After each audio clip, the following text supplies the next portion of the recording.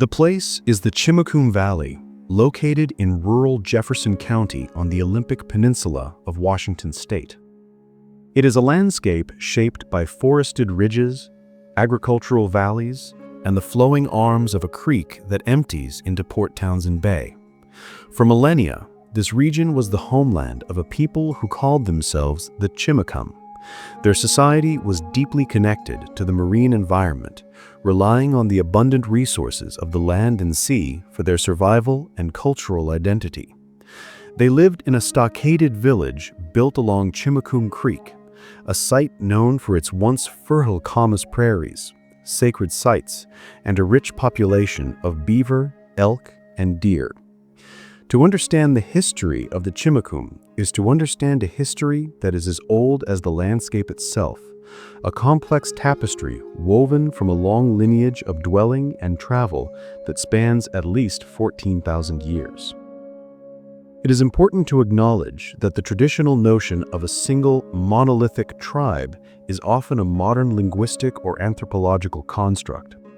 The fundamental societal units of the Chimacum were not a broad tribe, but rather local groups or self-sufficient winter village groupings. This nuance helps to explain the intricate and often shifting relationships they had with their neighbors, as alliances and conflicts could emerge between individual villages as much as between entire linguistic groups. The Chimacum people were linguistically and culturally distinct from many of their neighbors. They were a non-Coast Salish community whose language belonged to the Chimacuan family, a separate linguistic stock with close ties to the Quileute language. While they shared villages and intermarried with their Sklallam neighbors who spoke a Salish language, their unique linguistic identity remained a powerful marker of their distinct nation. This profound cultural difference would prove to be a defining characteristic of their journey, even as they became more intertwined with other communities over time. The life of the Chimacum was inextricably linked to the rhythms of the seasons and the bounty of their lands. As a marine-oriented society, their subsistence was based on fishing for the abundant salmon runs in Chimacum Creek and hunting for sea mammals. These activities were not merely a means of survival, but were at the core of their social and spiritual life. The importance of salmon, for instance, extended beyond sustenance. It was a central resource and spiritual symbol, a concept shared by many indigenous peoples of the Pacific Northwest coast. Their rich, resource-based economy allowed for the development of a highly structured and complex culture. Traditional ceremonies and gatherings, like the potlatch, were central to community life and the display of prestige. These highly complex events served as a forum to reaffirm social hierarchy, commemorate important events such as the appointment of a new chief, or celebrate life milestones. During a potlatch, a chief would display his wealth by giving gifts to guests, which, when accepted, served as an acknowledgement of his power and authority. The spiritual beliefs of the Chimacum, like those of many indigenous nations, were rooted in a deep respect for nature and the interconnectedness of all living things. Their worldview was an intricate blend of animism and a belief in a supreme life force, often referred to as the Great Spirit. The land itself, its mountains, rivers, and the animals that inhabited it, held spiritual powers that required a deep reverence. This profound connection meant that their existence was not solely a struggle for resources. It was a partnership with their environment, where the land, the sea, and the people were all part of a single living entity. Disruptions to one part of this system were not just economic setbacks, they were an assault on their very spiritual and cultural identity. The story of the Chimacum is not one of a sudden collapse upon the arrival of European settlers, but rather a long and complex history marked by profound crises. The first great upheaval came in pre-colonial times, when a massive tsunami displaced them from their relatives, the Hoh and Quileute, on the far western side of the Olympic Peninsula of Washington state. The survivors of this environmental catastrophe were forced to relocate to the east, settling in the Chimacum region. Here, they found refuge in the territory of the Sklallam people, forming close ties, sharing villages and intermarrying into Sklallam families despite the fundamental difference in their languages. This pre-colonial trauma and displacement made the Chimacum a vulnerable nation long before European contact. It set the stage for later historical events by consolidating a once wider-ranging nation into a smaller, more concentrated community that was more susceptible to external pressures. By the mid-19th century, the Chimacum's diminished numbers and precarious geopolitical position made them a target in a tragic conflict. Their relationship with their powerful neighbors, the Suquamish, had deteriorated to the point that the Suquamish decided to wage a war of extermination. The pretexts for this war were complex and layered. It was said that a Chimacum medicine man had angered the Suquamish by accusing them of using sorcery to interfere with the Chimacum's food supply, claiming they were keeping salmon from running and camas from growing. This, combined with a separate incident where the son of a Sklallam man, whose mother was Chimacum, desecrated the head of a slain Suquamish medicine man, provided the final provocation. The Suquamish, unwilling to directly confront the more powerful Sklallam, redirected their vengeance onto the Chimacum, seeing them as a more vulnerable target. The Suquamish, aided by 2 Sklallam chiefs, gathered a large war party of 15 canoes and launched a surprise attack on the Chimacum stockaded village at the mouth of Chimacum Creek. Under the cover of darkness, they hid their canoes and waited for daybreak. When the attack came, the Chimacum villagers were caught completely off guard.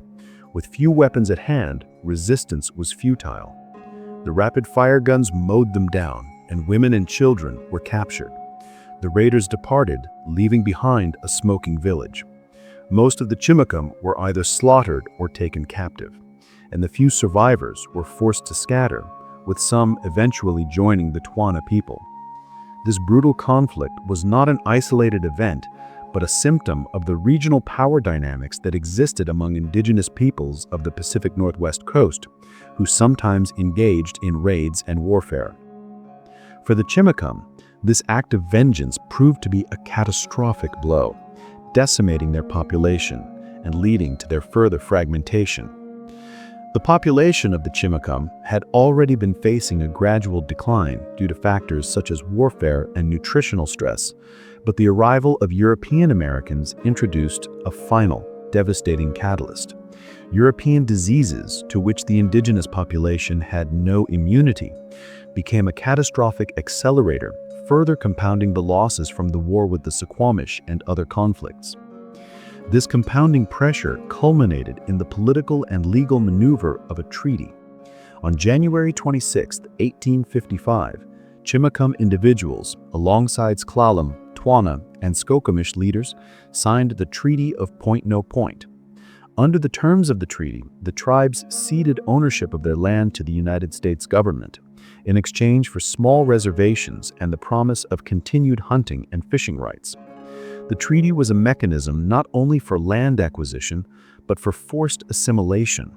The Chimacum, already weakened and fragmented, became an integral part of this process, and many of their survivors were incorporated into the Sklallam and Skokomish communities. This is the point in history where, for all intents and purposes, the Chimacum were considered extinct as a distinct federally recognized tribe. To contextualize this complex history, here is a timeline of the compounding crises that led to the historical narrative of the Chimacum's extinction. The narrative of the Chimacum would not be complete without acknowledging their lost language. The Chimacum language, also known as Chimacum or Chimakuim, is an extinct language that stood apart from the surrounding Salish languages. It was a close relative of the Quileute language, which is also considered dormant but is currently undergoing revitalization efforts. By the end of the 19th century, the language was on the brink of complete disappearance. In 1890, the renowned anthropologist and linguist Franz Boas learned of only 3 surviving speakers who spoke it imperfectly. Working with one of them, a woman named Louise Webster, Boas documented what he could of the language, an act of historical salvage that captured the final whispers of a people's unique way of communicating. Bawaz's work revealed a language with a complex phonology and a vocabulary that reflected the Chimacum's traditional life and environment, with terms for fishing, hunting, and gathering. The loss of this language represents more than just the loss of words. It is the severing of a direct link to a people's worldview, their history, and their cultural memory. The fragility of this oral tradition is a powerful testament to the impact of the rapid and devastating cultural upheaval the Chimacum experienced. The study of this documented language remains a crucial effort in preserving what is left of their cultural heritage and providing insights into their social structures, beliefs, and interactions with their environment. For decades, the historical record declared the Chimacum an extinct people, but their story is not one of disappearance. It is one of reemergence and powerful resilience. Today, Chimacum descendants continue to live in the Chimacum Valley, maintaining a vibrant, if quiet, presence. Many are enrolled in federally recognized tribes, such as the Skokomish, Jamestown Sklallam, and Port Gamble Sklallam, but they continue to possess a distinct history and identity. In recent years, the living nation has taken significant steps to reaffirm its identity and reclaim its heritage. In 2021, a powerful photography exhibition titled Still Here: Portraits of the Chimacum documented the continued presence of descendants in the community.